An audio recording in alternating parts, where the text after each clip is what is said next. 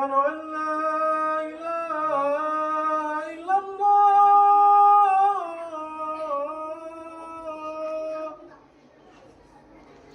أشهد أن محمدا رسول الله. أشهد أن محمدا رسول الله.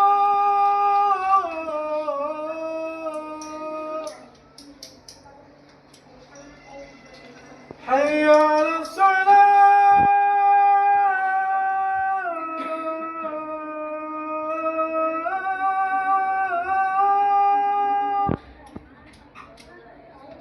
حي على الصلاة.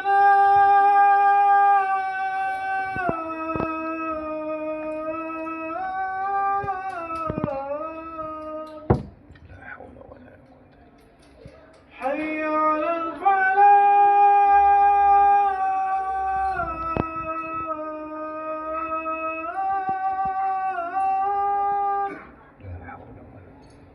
حي على الفلاح.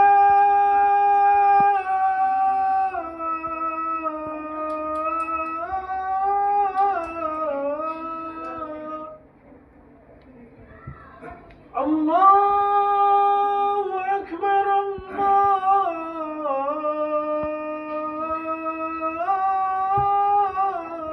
أكبر. لا إله إلا الله.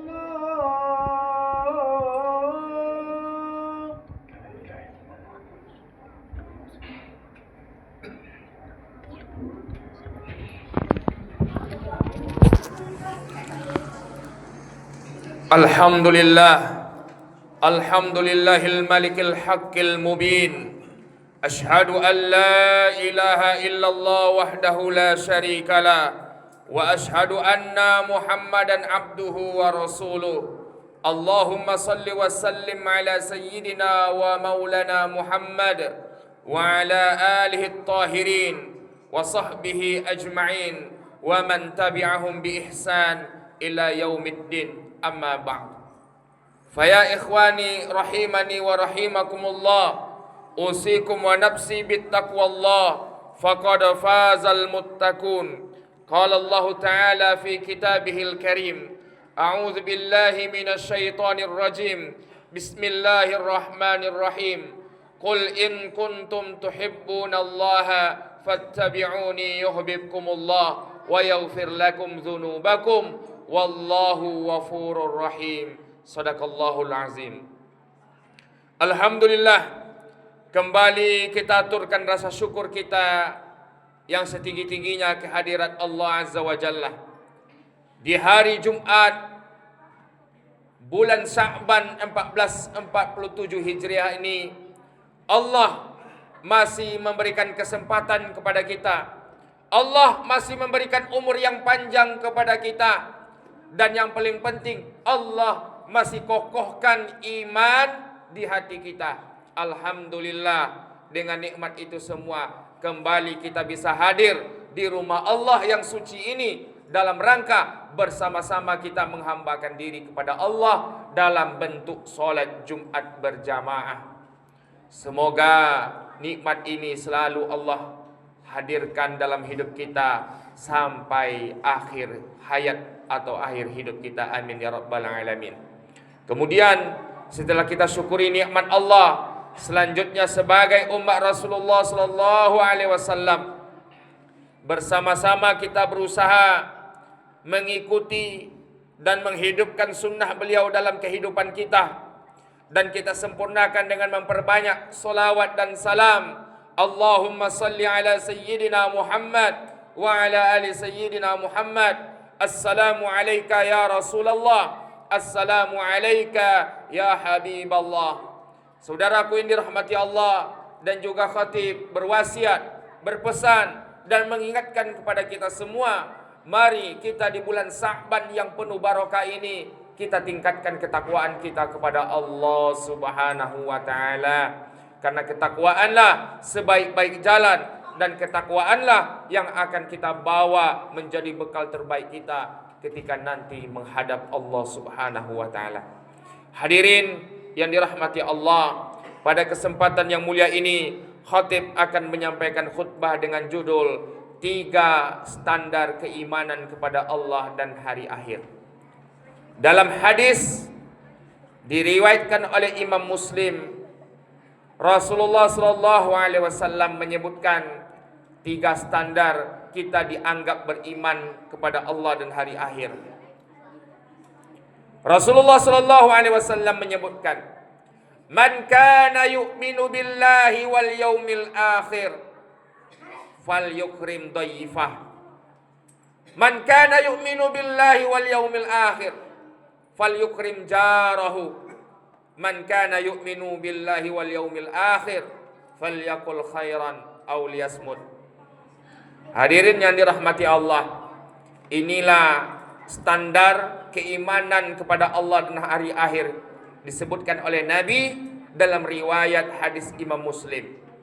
Nabi tidak menyebutkan standar iman kepada Allah dan hari akhir itu adalah orang yang rajin sholat. Nabi tidak menyebutkan standar beriman dengan Allah dan hari akhir itu adalah orang yang rajin puasa. Nabi tidak sebutkan standar keimanan kepada Allah dan hari akhir itu adalah orang yang selalu menunaikan zakat. Tapi Nabi menyebutkan 3 amal sosial yang ini dianggap dan dijadikan standar kita beriman kepada Allah dan hari akhir. Yang pertama kata Nabi, "Man kana yu'minu billahi wal yaumil akhir falyukrim dhaifah." Siapa di antara kamu yang beriman dengan Allah dan hari akhir, hendaklah ia memuliakan tamu. Ini standar pertama, wahai kaum muslimin. Kita dianggap beriman dengan Allah dan hari akhir ketika kita memuliakan tamu. Ini adalah perkara sepele menurut kita, perkara yang biasa-biasa saja menurut kita, tapi ternyata dijadikan amal sosial ini oleh Nabi standar bahwa kita betul-betul beriman kepada Allah dan hari akhir. Kita ingat kisah di masa Rasul, di masa Nabi sallallahu alaihi wasallam.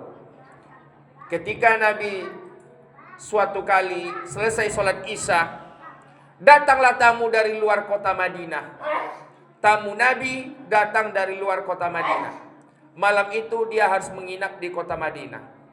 Lalu Nabi menyampaikan kepada sahabatnya setelah sholat Isya, "Siapa di antara kalian yang bisa menjamu tamu ini malam ini," kata Nabi, "di rumahnya angkat tangan."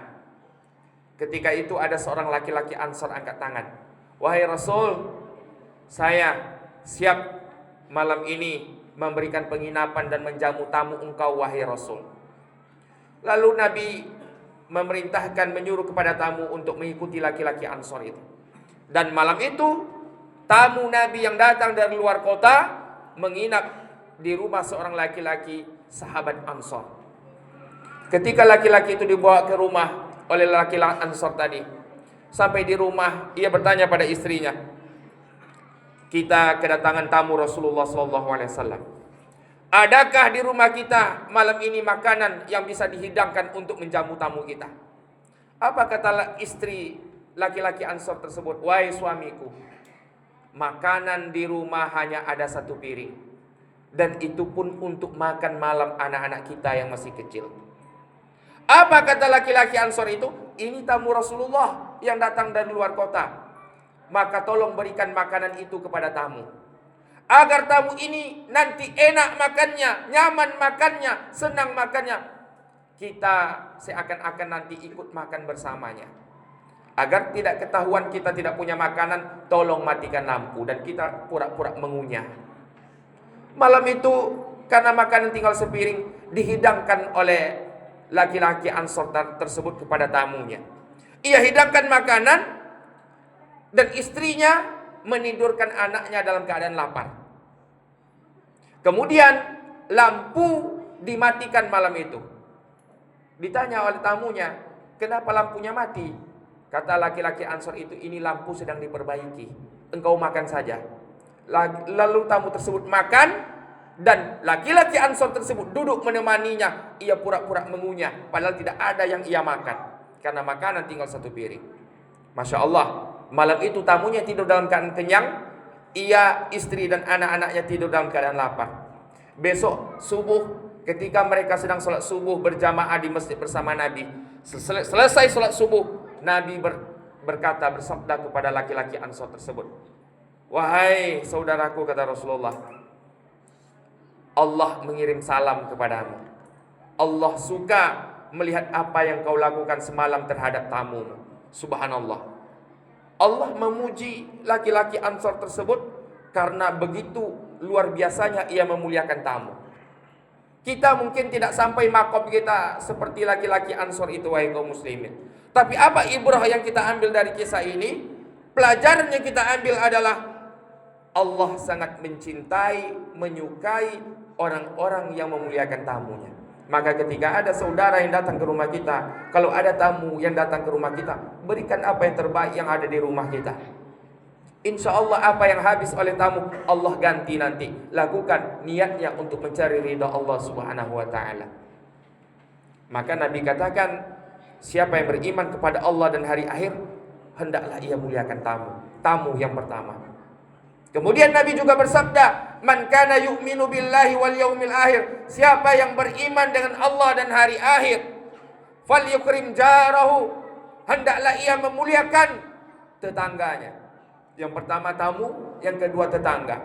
Siapa itu tetangga? Dalam hadis lain dikatakan oleh Nabi, orang yang rumahnya 40 dari rumah kita. 40 rumah di depan, 40 rumah di kanan, kiri, belakang, itu adalah tetangga kita. Jadi satu perumahan, satu komplek, logikanya semuanya adalah tetangga kita. Sebagaimana yang kita pahami dari hadis Nabi SAW. Maka tentang hubungan bertetangga ini, Nabi hubungkan dengan keimanan kepada Allah dan hari akhir, memuliakan tetangga. Jadi kalau ada orang yang zalim kepada tetangga sakit gigi, dihidupkannya musik kuat-kuat. Tetangga anaknya kecil mau tidur malam, anak bayinya mau tidur, disetelnya musik kuat-kuat. Berarti dia tidak beriman kepada Allah dan hari akhir. Sebaiknya orang yang memuliakan tetangga, berbuat baik kepada tetangga, maka dia adalah orang-orang yang betul-betul beriman kepada Allah dan beriman kepada hari akhir.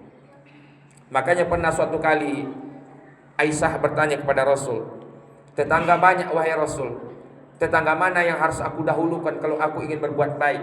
Maka kata Rasul, kata Nabi, "Hai Aisyah, berbuat baiklah, berikanlah sesuatu kepada tetangga yang paling dekat pintu rumahnya dengan pintu rumah." Artinya tetangga yang paling dekat pintu rumahnya dan rumah kita, itulah tetangga yang harus kita dahulukan untuk berbuat baik. Subhanallah, begitu luar biasanya ajaran Nabi kepada kita, wahai kaum muslimin. Muliakan tetangga, berbuat baik kepada tetangga. Jangan sampai kita malam hari makan enak dengan istri, dengan anak, bahkan makan di restoran setiap malam dengan keluarga, tapi tetangga kita sudah 1 minggu yang dimakannya hanya Indomie. Na'udzubillah min zalik. Di akhirat nanti kita akan diminta oleh Allah pertanggungjawabannya. Di mana engkau, kata Allah, ketika tetanggamu tidur dalam keadaan lapar sedangkan engkau tidur dalam keadaan kenyang. Perutmu hampir pecah karena kekenyangan, sedangkan tetanggamu selama 1 minggu dia tidak berjumpa dengan makanan pokok. Na'udzubillah min zalik. Maka muliakan tetangga kita, wahai kaum muslimin. Lihat tetangga kita, kalau hidupnya susah, bantu. Wallahu fi aunil abdi ma kana al-abdu fi auni akhihi. Gitu pesan Nabi. Allah akan menolong seorang hamba selama hamba itu menolong saudaranya. Siapa saudara kita? Tetangga. Kemudian yang ketiga Nabi katakan setelah berbuat baik kepada tetangga, standar keimanan kepada Allah dan hari akhir, kata Nabi adalah, "Man kana yu'minu billahi wal yaumil akhir falyaqul khairan aw liyasmut." Siapa yang beriman kepada Allah dan hari akhir, maka hendaklah ia berkata yang baik atau diam. Kalau yang pertama, muliakan tamu. Yang kedua, muliakan tetangga. Yang ketiga, standar beriman kepada Allah dan hari akhir adalah ketika kita bisa mengendalikan lidah kita, berbicara yang baik atau diam. Mengapa Nabi sebutkan berbicara baik atau diam? Karena banyak hari ini orang-orang yang hancur hidupnya, hancur karirnya, rusak hubungan sosialnya gara-gara tidak mampu menjaga lidah. Semua dikomentari, semua digosipkan, semua dijadikan bahan ghibah. Aib saudaranya disampaikan kepada orang lain, kekurangan saudaranya disampaikan kepada orang lain. Banyak orang masuk neraka di akhirat nanti, wahai kaum muslimin, bukan karena dia berzina, bukan karena dia mencuri, bukan karena dia korupsi, tapi banyak di akhirat nanti kita lihat orang yang masuk neraka gara-gara tidak mampu menjaga lidahnya. Suka mengucapkan kata-kata yang buruk, suka menyampaikan berita yang belum tentu kebenarannya. Maka Rasul katakan, falyakul khairan, ucapkan kata-kata yang baik. Kalau tidak mampu lidah kita berbicara yang baik, tidak mampu lidah kita ini yang keluar darinya adalah zikrullah, maka kata Nabi, hendaklah diam. Falyakul khairan aw liyasmut. Tidak mampu berbuat baik, berkata yang baik, hendaklah diam. Diam itu emas, diam itu baik ketika kita bicara yang dihasilkan adalah kerusakan. Hadirin yang dirahmati Allah Subhanahu wa taala, inilah standar keimanan kepada Allah dan hari akhir yang disampaikan oleh Nabi sallallahu alaihi wasallam, yaitu ketika kita mampu memuliakan tamu dengan baik, ketika kita mampu memuliakan dan berbuat baik kepada tetangga, dan yang ketiga, ketika kita mampu menjaga lidah kita, menjaga lisan kita. Mudah-mudahan ketiga hal ini mampu kita amalkan, wahai kaum muslimin, dan mudah-mudahan keimanan kita diakui oleh Allah Subhanahu wa taala. Fa'tabiru ya ulil absar la'allakum tuflihun.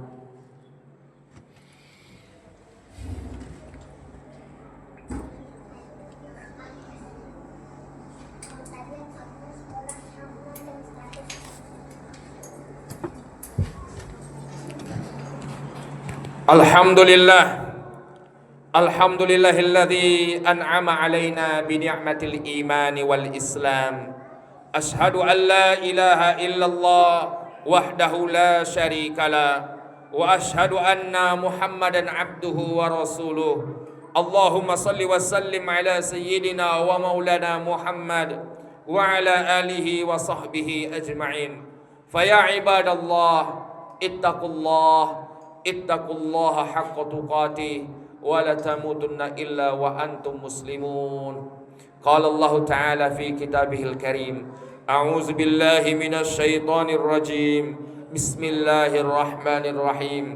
Faman ya'mal mithqala dzarratin khairan yarah wa man ya'mal mithqala dzarratin syarran yarah. Allahumma shalli wa sallim ala sayyidina Muhammad wa ala ali sayyidina Muhammad kama shallaita ala Ibrahim wa ala ali Ibrahim wa barik ala sayyidina Muhammad wa ala ali sayyidina Muhammad kama barakta ala Ibrahim wa ala ali Ibrahim fil alamin innaka Hamidum Majid. Allahumma ighfir lil muslimina wal muslimat wal mu'minina wal mu'minat al ahya'i minhum wal amwat. Allahumma ighfir li hayyina wa mayyitina wa dhakarina wa unsana wa hadirina wa ghaibina wa saghirina wa kabirina ya arhamar rahimin.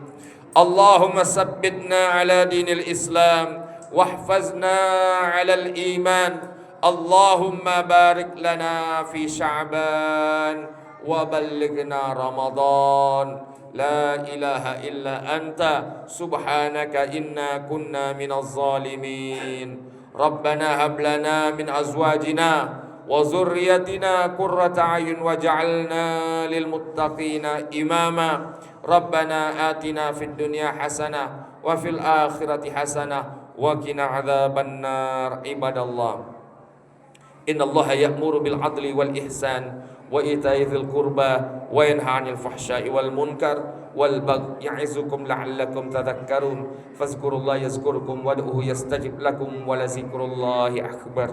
Hayya 'alas shalah.